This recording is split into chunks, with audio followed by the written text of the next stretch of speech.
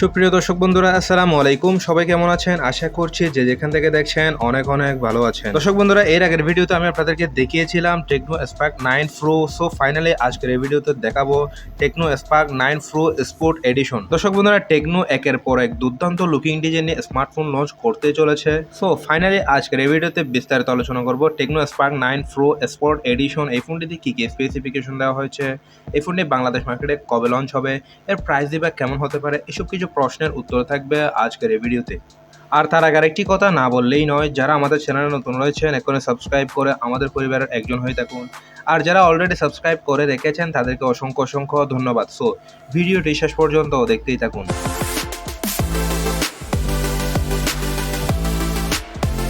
প্রথমে যদি স্মার্টফোনটির লুক আর বিল কোয়ালিটি নিয়ে যদি কথা বলি, এই ফোনটি দেখতে যথেষ্ট প্রিমিয়াম লুকসের একটি ডিজাইন। টেকনোর এবারে প্রথম Tecno Spark 9 pro sport edition. এই ফোনটি দেখতে সম্পূর্ণ ব্যতিক্রম একটি ডিজাইন। ফোনটির রিয়ার প্যানেলটিতে আসলে দেখা যায় খুবই সুন্দর দুইটি ক্যামেরা মডিউল, তার পাশে রয়েছে একটি ডুয়াল এলইডি ফ্ল্যাশ লাইট।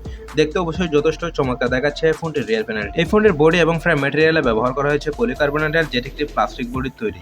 অবশ্যই এই ফোনটির সিকিউরিটি সিস্টেম হিসেবে দেওয়া হয়েছে সাইড মাউন্টেড ফিঙ্গারপ্রিন্ট সেন্সর, যেটি খুবই ফাস্ট এবং অ্যাকুরেট বলে জানা গিয়েছে। এই ফোনটির ফোর্স অ্যান্ড বাটন হিসেবে থাকছে power button, volume rocker, speaker grill এবং USB type C 2.0 3.5 millimetre headphone jack. এই ফোনটির আরেকটি ভালো ব্যবহার হচ্ছে এখানে দুইটি সিম কার্ড স্লট ব্যবহার করা যাচ্ছে, পাশাপাশি এক্সটার্নাল মেমোরি কার্ডও ব্যবহার করার সুবিধাও রয়েছে। আপনি চাইলে আপনার ইচ্ছা মতন ফোনের স্টোরেজটাও বাড়িয়ে নিতে পারেন। তো দর্শক বন্ধুরা, এই ফোনটি একটি কালারে লঞ্চ হয়েছে, white blue shading colour. Personally আমার কাছে এই ফোনটির কালারটাও যথেষ্ট ভালোই লেগেছে। আপনাদের কাছে কেমন লেগেছে অবশ্যই কমেন্ট বক্সে কমেন্ট করে জানাবেন, কারণ দিন শেষে আপনাদের মতামত আমার কাছে অনেক দামি। এবার আসা যাক এই ফোনটির ডিসপ্লে সেকশন। এখানে আসলে দেখা যায় খুবই সুন্দর 6.6 ইঞ্চির একটি আইপিএস এলসিডি ডিসপ্লে, যেটি কিনা ফুল এইচডি প্লাস রেজুলেশনের এবং 407 ডেনসিটি। তো দর্শক বন্ধুরা, এর ডিসপ্লে কোয়ালিটি কেমন হবে? আমি বলবো এখানে একটি ফুল এইচডি প্লাস রেজুলেশনের আইপিএস ডিসপ্লে হতে শার্পনেসের ঘাটতি একদমই হবে না। আর এর ডিসপ্লেতে 407 ডেনসিটি থাকার কারণে কালারফুল ডিটেইলস ভালোভাবে পাওয়া যাবে। তবে এর ডিসপ্লেটি 60 হার্জের রিফ্রেশ রেটের ডিসপ্লে, এখানে যদি 90 হার্জের রিফ্রেশ রেটের ডিসপ্লে হতো যথেষ্ট ভালোই হতো। সো আমার কাছে এর ডিসপ্লে রিফ্রেশ রেট একটু কমটি বলেই মনে হয়েছে। ওভারঅল বাজেট বিবেচনা হিসেবে করলে এর ডিসপ্লে সেকশনটি ইজিলি মেনে নেওয়া যায়। এবার কথা বলা যাক এই ফোনের ক্যামেরা সেকশন নিয়ে। ফোনটির রিয়ার প্যানেলটিতে আসলে দেখা যায় খুবই সুন্দর দুইটি ক্যামেরা মডিউল, যার মেইন ক্যামেরা সেন্সর হিসেবে দেওয়া হয়েছে একটি 50 মেগাপিক্সেলের ওয়াইড অ্যাঙ্গেল লেন্স যা 1.6 অ্যাপারচার, এবং সেকেন্ডারিতে রয়েছে একটি 2 মেগাপিক্সেলের ডেপথ সেন্সর যা 2.4 অ্যাপারচার। ফোনটির রিয়ার ক্যামেরা দিয়ে সর্বোচ্চ ভিডিও শুট রেকর্ড করা যাচ্ছে 1080 এফপিএস ফুল এইচডি প্লাস রেজুলেশনে। ফোনটি সেলফি ক্যামেরা হিসেবে দেওয়া হয়েছে 32 মেগাপিক্সেল একটি মেইন ক্যামেরা সেন্সর। এর সেলফি ক্যামেরাতেও সর্বোচ্চ ভিডিও শুট রেকর্ড করা যাচ্ছে ফুল এইচডি প্লাস রেজুলেশনে। এর ক্যামেরার স্পেশাল ফিচার হিসেবে যেসব কিছু থাকছে ISO controller, high dynamic range mode, HDR, digital zoom, auto focus, panorama ইত্যাদি ফিচার দেওয়া রয়েছে এর ক্যামেরা সেকশনে। তো দর্শক বন্ধুরা, এই ফোনের ফটো কোয়ালিটি কেমন হবে? আপনাদের সুবিধার্থে এখানে কয়েকটি ফটো স্যাম্পল দেখানো হয়েছে। এখানে প্রত্যেকটি ফটো কোয়ালিটি ভালোভাবে অপটিমাইজ করা যাচ্ছিল। আর আপনারা অনেকেই জানেন টেকনো ফোনের ক্যামেরাগুলো যথেষ্ট ভালোই পারফরমেন্স করে থাকে। আর এই ফোনটির বাজেট বিবেচনা হিসেবে করলে এর 50 মেগাপিক্সেলের মেইন ক্যামেরা সেন্সরটি ইজিলি মেনে নেওয়া যায়। এবারে কথা বলা যাক এই ফোনটির অপারেটিং সিস্টেম নিয়ে। ফোনটি রান করবে অ্যান্ড্রয়েড 12 ভার্সন, আর ইউআই হিসেবে থাকবে iOS 8.6 ভার্সন। দর্শক বন্ধুরা, এই ফোনটি কয়েকটি ভ্যারিয়েন্টে লঞ্চ হবে, 4GB 128GB এবং 6GB 128GB। এর স্টোরেজ টাইপ হিসেবে থাকছে eMMC 5.1। এবার আসা যাক এই ফোনটির প্রসেসরের সেকশন। এখানে আসলে দেখা যায় মিডিয়াটেক হেলিও G85, যেটি 12 ন্যানোমিটার 8 পিক্সেলে বিল করা একটি octa কোর সিপিইউ, আর জিপিইউ হিসেবে থাকছে মালি G52 MC2। দর্শক বন্ধুরা, এই ফোনটির প্রসেসর এবং এর গেমিং পারফরমেন্স কেমন হবে?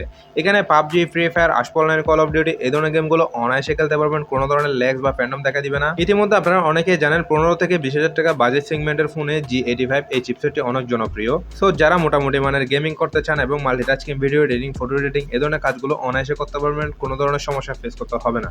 আর বাজেট বিবেচনা হিসেবে করলে এর প্রসেসরের সেকশনটি ইজিলি মেনে নেওয়া যায়। এবার আসা যাক এই ফোনের ব্যাটারি সেকশনে। এখানে আসলে দেখা যায় 5000 মিলিঅ্যাম্পিয়ারের বেশ বড়সড় একটি ব্যাটারি, সাথে রয়েছে 18 ওয়াটের একটি ফাস্ট চার্জার। এই ফোনটি একবার ফুল চার্জ করতে সময় লাগবে 2 ঘন্টারও কাছাকাছি। দর্শক বন্ধুরা, এই ফোনটির ব্যাটারি ব্যাকআপ কেমন হবে? আমি বলবো 1 থেকে 1.5 দিন মতো ব্যাটারি ব্যাকআপটিও পেয়ে যাবেন এই ফোনে। দর্শক বন্ধুরা, এবারে কথা বলা যাক এই ফোনটির প্রাইস এবং এর লঞ্চিং ডেটটি। এই ফোনটি অলরেডি চায়না এবং ইন্ডিয়ার বাজারে লঞ্চ হয়ে গিয়েছে, হয়তোবা আগামী 1 থেকে 2 সপ্তাহের মধ্যেই বাংলাদেশ মার্কেটে লঞ্চ হয়ে যাবে। দর্শক বন্ধুরা, এই ফোনটি ইন্ডিয়ার বাজারে এর বেস ভেরিয়েন্টের দাম রাখা হয়েছে 15,000 রুপি, যেটি বাংলাদেশি টাকায় কনভার্ট করলে দেখা যায় 18,000 টাকার আশেপাশে থাকবে। দর্শক বন্ধুরা, 18,000 টাকা বাজেট সেগমেন্টে ছিল Tecno Spark 9 pro sport edition. So 18,000 টাকা বাজেট সেগমেন্টের এই ফোনের ভালো দিকগুলো নিয়ে যদি সংক্ষেপে আরেকবার বলি, প্রথমত আমি বলবো এই ফোনটি যথেষ্ট গুড লুকিং এর একটি ডিজাইন। দ্বিতীয়ত এখানে একটি 50 মেগাপিক্সেলের মেইন ক্যামেরা দেওয়া হয়েছে, যথেষ্ট ভালোভাবে ফটো কোয়ালিটি পাওয়া যাবে। যাবে। আর তৃতীয়ত হলো এর প্রসেসর, এখানে G85 একটি ভালো প্রসেসর দেওয়া হয়েছে, মোটামুটি মানে গেমিং পারফরমেন্সও পেয়ে যাবে। চতুর্থত এখানে একটি 5000 mAh এর একটি বিগ ব্যাটারি দেওয়া হয়েছে, অনায়াসে ব্যাটারি ব্যাকআপটিও পেয়ে যাবে। আর সর্বশেষ এর ডিসপ্লেটিও অনায়াসে মেনে নেওয়া যায়, এখানে যদি 90 Hz এর রিফ্রেশ রেট হতো তাহলে আর একটু ভালোই হতো। সো ওভারঅল বলতে গেলে টেকনোর এই ফোনে সবচেয়ে বেশি নজর দেওয়া হয়েছে এর লুকিং আর ডিজাইন। সো যারা একটু এই ফোনটি হাতে নিয়ে ভাবসাব নেবেন তাদের জন্য এই ফোনটি দুর্দান্তই হতে যাচ্ছে। আই হোপ এই স্মার্টফোনটি সম্পর্কে আমি আপনাদেরকে বিস্তারিত এক্সপ্লেন করতে পেরেছি। এরপরেও যদি কোনো কিছু জানার থাকে অবশ্যই কমেন্ট বক্সে কমেন্ট করে জানাবেন। সো ভিডিওটি যদি সত্যি ভালো লাগে থাকে তাহলে অবশ্যই একটি লাইক করবেন। আর যারা আমাদের চ্যানেলে নতুন রয়েছেন এখনই সাবস্ক্রাইব করে আমাদের পরিবারের একজন হয়ে থাকবেন। তো আপনার একটি সাবস্ক্রাইব আমাকে করতে পারেন নিত্য নতুন আপকামিং স্মার্টফোনের ভিডিও বানাতে সহায়তা করে। সো দেখা হবে নতুন একটি ভিডিওতে। সবাই ভালো থাকবেন, সুস্থ থাকবেন। আল্লাহ হাফেজ।